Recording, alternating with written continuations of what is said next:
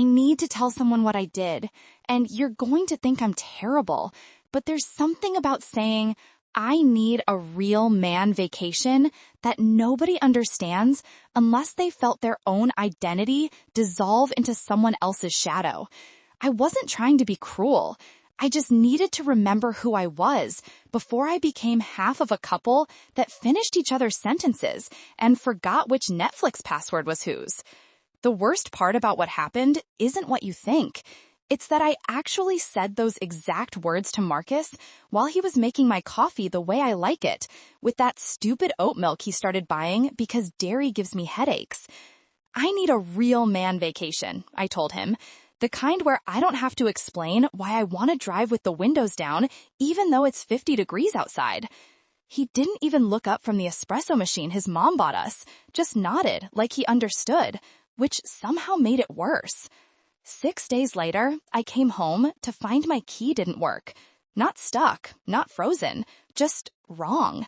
Like someone had changed the geometry of the universe while I was at Target buying the bamboo cutting board he'd been asking for, trying to prove I could still be thoughtful even while planning my escape from couplehood. My phone had 17 missed calls from my mom. When I finally got through to her, she said, "Honey, there's boxes here. Lots of them.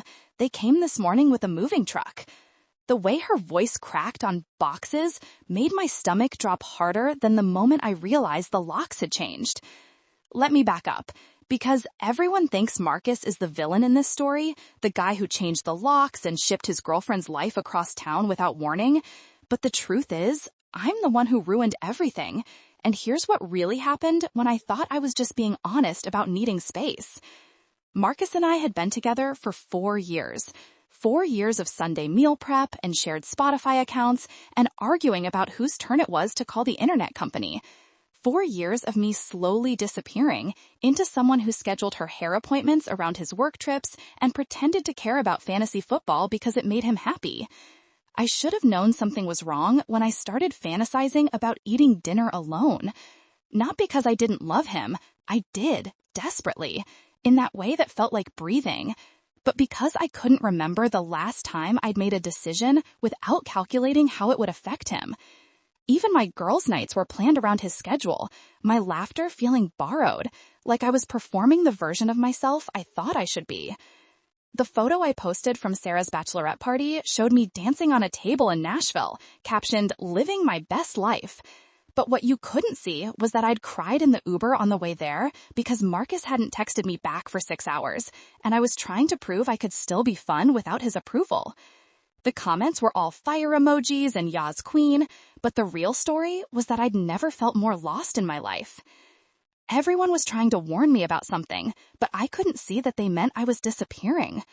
My mom kept asking if I was taking care of myself in that voice that meant she was worried. My best friend Jenna had started responding to my stories about Marcus with, "That's nice," instead of her usual enthusiasm. Even my coworker Carl, who usually only talked about his aquarium, asked if I was finding time for personal growth.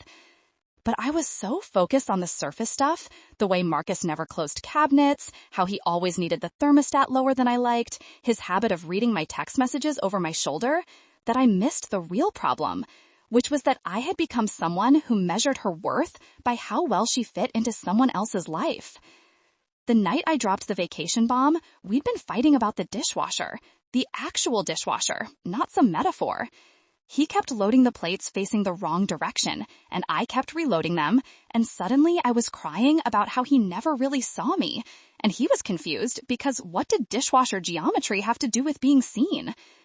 Looking back, the signs were all there, but I was too busy being the cool girlfriend to see that I'd stopped existing outside of that role. I had convinced myself that needing space made me independent, instead of recognizing it as a cry for help from the person I used to be. I know how this sounds, like I'm making excuses for saying something deliberately hurtful to someone who made my coffee every morning and always let me have the good side of the bed.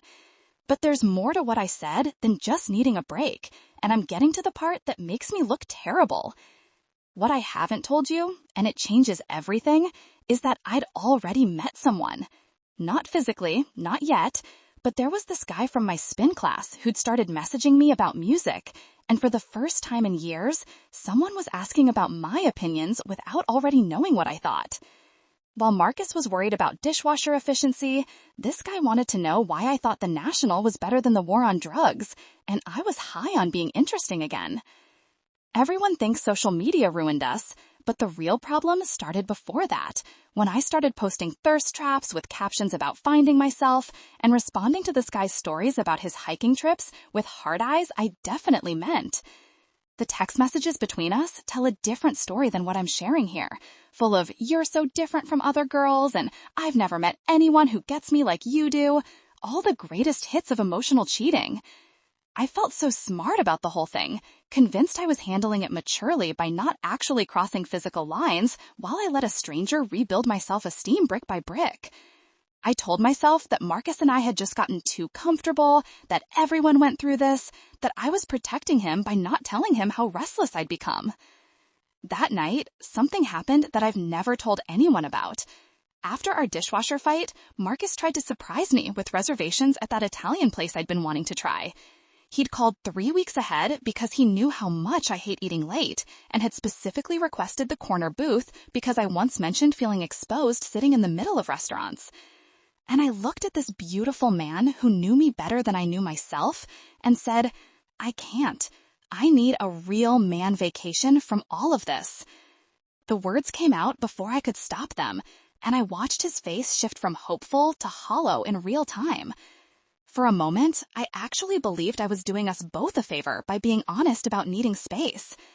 I should have been relieved to finally say what I was feeling, but instead, I felt like I was drowning in my own selfishness. My friends all said I needed to do me and find my passion, but what they didn't know was that I'd already decided our relationship was over. I just hadn't worked up the courage to actually end it. The vacation thing was supposed to be a soft launch into singledom, a way to test the waters before I made anything official.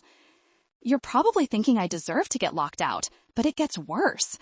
Because that morning, before Target, before the failed key, before my mom's cracked voice telling me about the boxes, I'd actually gone to meet spin class for coffee. I'd told myself it wasn't really cheating because we were just talking, but I'd also shaved my legs and worn the good underwear that Marcus had never seen because I'd been saving it for special occasions. This is where I really messed up. Spin class spent the whole date talking about his ex-girlfriend's emotional unavailability and how he was drawn to authentic women who knew what they wanted. And suddenly, I saw myself through his eyes, not mysterious and complicated, but confusing and dishonest. I left after 45 minutes, feeling dirtier than if I'd actually slept with him, and went to buy that cutting board like it could erase what I'd almost done. Now, 2 months later, here's where things stand. Marcus didn't just change the locks. He changed his whole life. I heard through Jenna that he got promoted, is moving to Seattle, threw away everything that reminded him of me except the espresso machine. Apparently, he's dating someone who works in his office, someone who doesn't need vacations from being loved.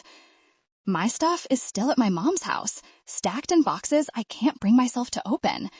Every item feels like evidence in a trial about who I used to be, linen spray I bought for our shared bathroom, books I never read but kept on his shelves, clothes that only made sense in the context of our life together. The real reason I'm telling you this isn't because I want sympathy or even understanding. It's because I finally get it. Marcus didn't lock me out. He let me out of a prison I built myself, one compromise at a time, until I couldn't recognize the person who'd forgotten that love shouldn't feel like disappearing. Remember what I said about needing a real man vacation? Here's the truth I didn't understand then. I wasn't running from Marcus. I was running from the person I became when I thought love meant becoming everything someone else needed while forgetting to stay someone I could respect. Now, when people ask what happened, I tell them I got exactly what I asked for, a vacation from the relationship that was slowly erasing me. It just lasted longer than a week, and the only person who got to travel was Marcus, moving 3,000 miles away from everything we built together while I figure out how to come home to myself. The boxes are still at my mom's. Maybe tomorrow I'll open them.